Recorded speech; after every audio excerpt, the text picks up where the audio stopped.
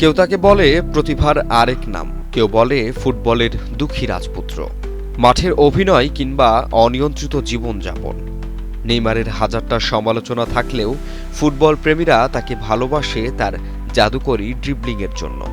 বার্সার সেই club football থেকে ব্রাজিলের হলুদ জার্সি।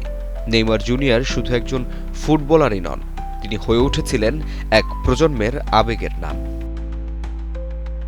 ১৯৯২ সালের ৫ ফেব্রুয়ারি ব্রাজিলের সাও পাওলো অঙ্গরাজ্যর মোগিদাস ক্রুজেস শহরে জন্ম নেন Neymar da Silva Santos junior.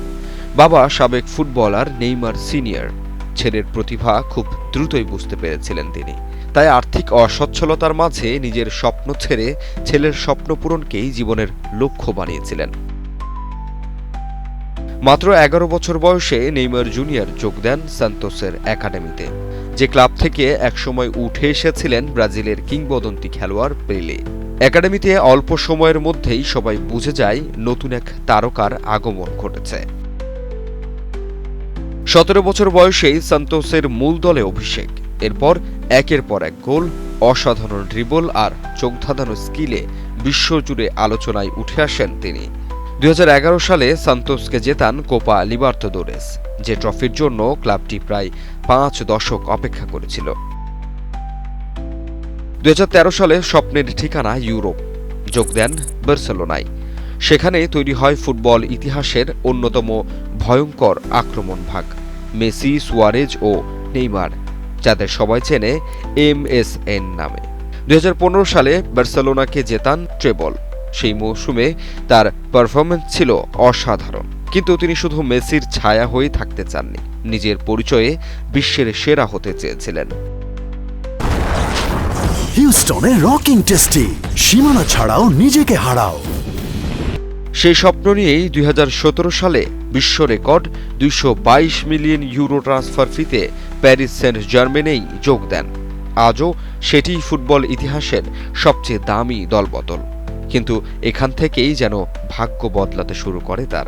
একের পর এক চোট, সমালোচনা, বিতর্ক, সবকিছু যেন তাড়া করে বেড়াতো তাকে। প্রতি মৌসুমেই গুরুত্বপূর্ণ সময়ে ইনজুরিতে পড়ে মাঠের বাইরে চলে যেতে হয় তাকে। বিতর্ক ছিল তার জীবনের সঙ্গী। মাঠে অভিনয়ের অভিযোগ, ব্যক্তিগত জীবন, পার্টি, সম্পর্ক কিংবা সামাজিক যোগাযোগ মাধ্যম, প্রায়ই খবরের শিরোনামে উঠে এসেছে তার নাম। কেউ বলেছেন তিনি নিজের প্রতিভার পুরোটা কাজে লাগাতে পারেননি, আবার অনেকে মনে করেন চোট না থাকলে হয়তো তিনি জিততে পারতেন ব্যালন ডি'অরও। ব্যক্তিগত জীবনেও ছিল আলোচনার কেন্দ্রবিন্দু। অল্প বয়সেই প্রথমবার বাবা হন, পরে জীবনে এসেছে একাধিক সম্পর্ক। বর্তমানে তার পরিবারে রয়েছে সন্তানদের প্রতি গভীর ভালোবাসা। মাঠের ব্যস্ততার মাঝেও সন্তানদের সঙ্গে সময় কাটাতে কখনো ভোলেন না তিনি। পরিবারের প্রতি তার আবেগের কথা বারবার উঠে এসেছে বিভিন্ন সাক্ষাৎকারেও। ব্রাজিলের জাতীয় দলের জার্সিতে নেইমারের পথ চলাও ছিল রোমাঞ্চকর।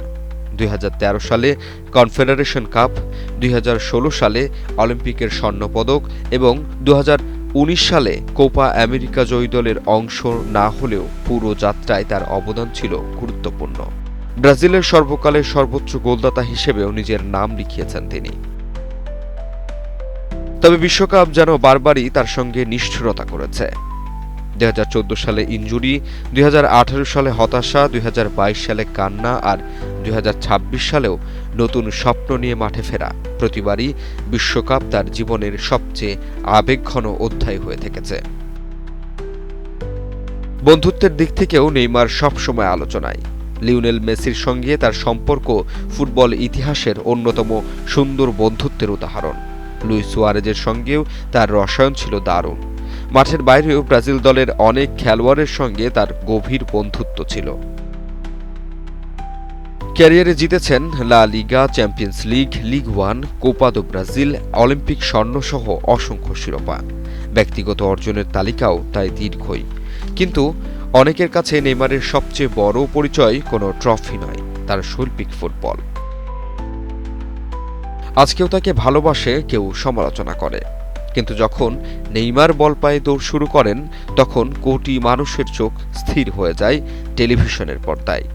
কারণ নেইমার শুধু একজন ফুটবলারই নন, তিনি এমন এক গল্প যেখানে আছে দারিদ্র্য, স্বপ্ন, ভালোবাসা, বন্ধুত্ব, সাফল্য, ব্যর্থতা, কান্না, বিতর্ক আর বারবার ঘুরে দাঁড়ানোর চেষ্টা। সম্ভবত এ কারণেই ফুটবল ইতিহাসে নেইমারের নাম শুধু পরিসংখ্যানেই নয়, মানুষের আবেগ অনুভূতিতেও চিরকাল বেঁচে থাকবে।